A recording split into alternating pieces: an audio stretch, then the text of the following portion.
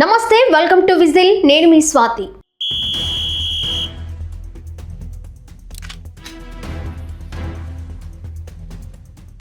మాడు పగిలితే కానీ తత్వం బోధపడినట్లు లేదు అనేది నానుడి. నిజమే.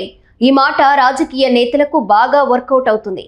ఈ మాట ప్రస్తుతం వైసీపీ అధినేత మాజీ ముఖ్యమంత్రి వైఎస్ జగన్మోహన్ రెడ్డికి సరిగ్గా సరిపోతుంది కూడా.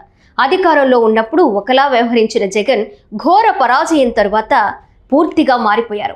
నిన్నటి వరకు ఎవరైనా నా తరువాతే అని నియంతగా వ్యవహరించిన వైసీపీ అధినేత ఇప్పుడు మాత్రం నాకు అందరూ కావాలి, నేను అందరి వాడిని అని జనాల్ని నమ్మించేందుకు నానా పాట్లు పడుతున్నారు.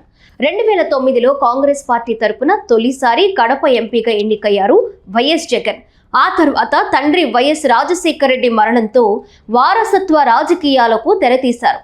తండ్రి దుర్మరణంతో ఖాళీ అయిన ముఖ్యమంత్రి కుర్చీ ఆయనకు కావాలని పట్టుబట్టారు. ఇందుకోసం తండ్రి శవం దగ్గరే తనకు మద్దతుగా ఎమ్మెల్యేల సంతకాలు కూడా తీసుకున్నారనేది జగన్పై ప్రధాన ఆరోపణ.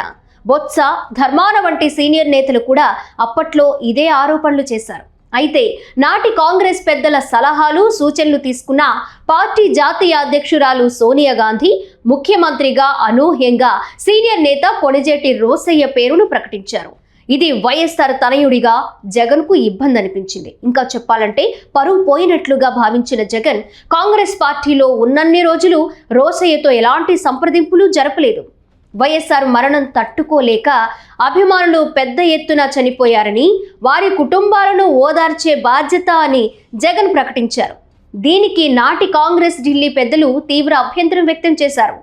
అలాంటి వారిని హైదరాబాద్ పిలిపించి ఒక వేదిక ఏర్పాటు చేసి వారికి పరిహారం చెక్కులు ఇవ్వాలని సూచించారు. ఈ ప్లాన్ వెనుక రోసయ్య సూచన ఉందని అప్పట్లో జగన్ భావించారు. అలా చేస్తే కాంగ్రెస్ పార్టీకి పేరొస్తుంది, కానీ తనకు ఎలాంటి గుర్తింపు రాదనుకున్నారు. అందుకే ఓదార్పు యాత్ర చేసి తీరుతా అని నాటి ఢిల్లీ పెద్దలకు అల్టిమేటం జారీ చేశారు. దీంతో జగన్ పైన కాంగ్రెస్ పెద్దలు క్రమశిక్షణ చర్యలు తీసుకున్నారు.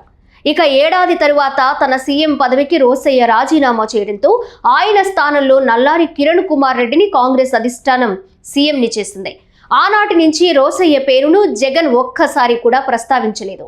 జగన్ అధికారంలో ఉన్న సమయంలో 2021 డిసెంబర్ 4వ తేదీన రోసయ్య మృతి చెందారు. రోసయ్యకు వైఎస్ఆర్కు మధ్య చక్కని అనుబంధం ఉందనే విషయం అందరికీ తెలుసు. వైఎస్ఆర్ మృతి చెందారనే విషయం ప్రకటించే సమయంలో రోసయ్య కన్నీరు కూడా పెట్టుకున్నారు. అలాంటి రోసయ్య మృతి చెందినప్పుడు జగన్ కనీసం సంతాపం కూడా చెప్పలేదు. జగన్ హైదరాబాద్ వెళ్లి రోసయ్యకు నివాళి అర్పిస్తారని అంతా అప్పట్లో అనుకున్నప్పటికీ అలా మాత్రం జరగలేదు.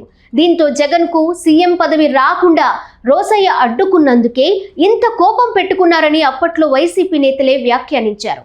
ఆ తరువాత రోసయ్య జయంతి, వర్ధంతి సందర్భంగా ఒక్కసారి కూడా జగన్ ఎలాంటి వ్యాఖ్యలు చేయలేదు. కానీ ఎన్నికల్లో ఓడిన తరువాత జగన్ రియలైజ్ అయ్యారనే మాట వినిపిస్తోంది. రోసయ్య 91వ జయంతి సందర్భంగా సోషల్ మీడియాలో పోస్ట్ పెట్టారు జగన్. ఉమ్మడి ఆంధ్రప్రదేశ్ ముఖ్యమంత్రిగా, సుదీర్ఘకాలం ఆర్థిక శాఖ మంత్రిగా కొణిజేటి రోసయ్య గారు రాష్ట్రానికి అందించిన సేవలు చిరస్మరణీయం. నేడు రోసయ్య గారి జయంతి సందర్భంగా నివాళులు అంటూ వైఎస్ఆర్తో రోసయ్య ఉన్న ఫోటో పోస్ట్ చేశారు. ఈ పోస్టుపై ఇప్పుడు విమర్శలు వెల్లువెత్తుతున్నాయి. చనిపోయినప్పుడు ఎందుకు నివాళి అర్పించలేదని ప్రశ్నిస్తున్నారు. మరికొందరైతే ఆర్యవైశ్య ఓట్ల కోసమే ఇలా ఇప్పుడు నివాళులు అర్పిస్తున్నారా అని కామెంట్లు చేస్తున్నారు. ఏదేమైనా అంతా నా ఇష్టం అనేలా వ్యవహరించిన జగన్ ఓడిన తరువాత మాత్రం అంతా నా వాళ్లే అన్నట్లు వ్యవహరిస్తున్నారు.